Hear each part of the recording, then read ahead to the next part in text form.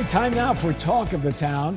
Many of you know that former President Dwight David Eisenhower was born on October 14th, 135 years ago in Denison, Texas.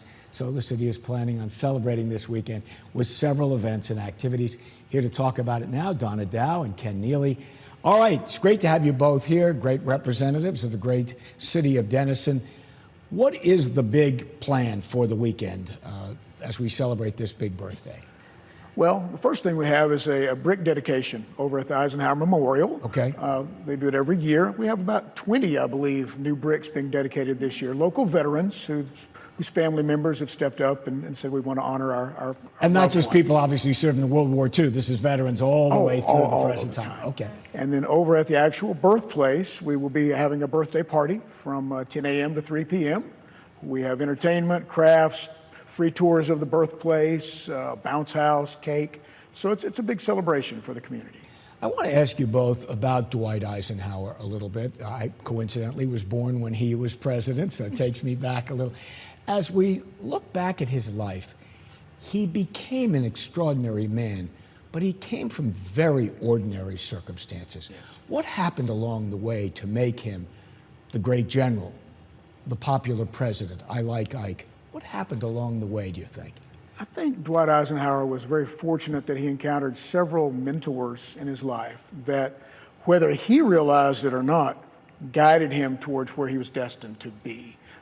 Men from the military, his mother, just a wide variety of really talented people that had his best interest at heart, which ultimately worked out pretty well for the country and the world. And I know at West Point, he was not the head of the class. He was not somebody that initially people thought was going to be a great leader, but he turned out to be perhaps the greatest military leader of the 20th century. Right.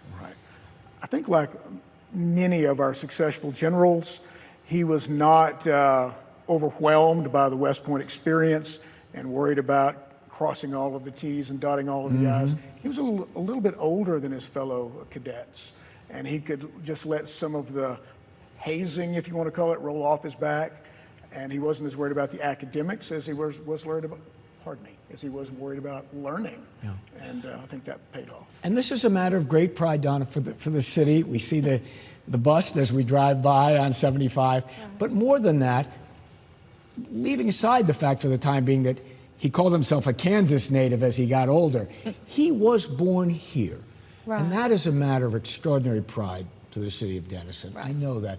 Explain why that has endured over these 70 years now. Well, he was the first Texas-born president, and so the whole state can take pride in that. Right. But we are, I think, just, you know, you mentioned he had humble beginnings, but he went on to great things, and so that's really important to us, and we want to celebrate it.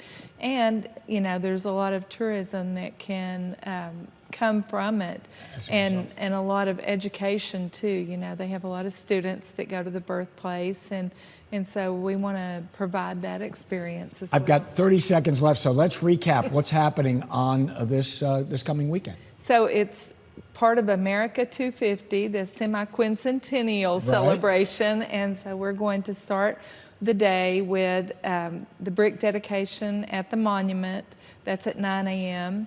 And then we'll read all the names, and then you can go to the birthplace for the rest of the day for entertainment and education and birthday cake. That's the best part of all. I think even Ike would have appreciated that. Thank you both for your time and all the hard work that you provide during the course of the year for Denison and for the remembrance of Dwight David Eisenhower. We'll be right back.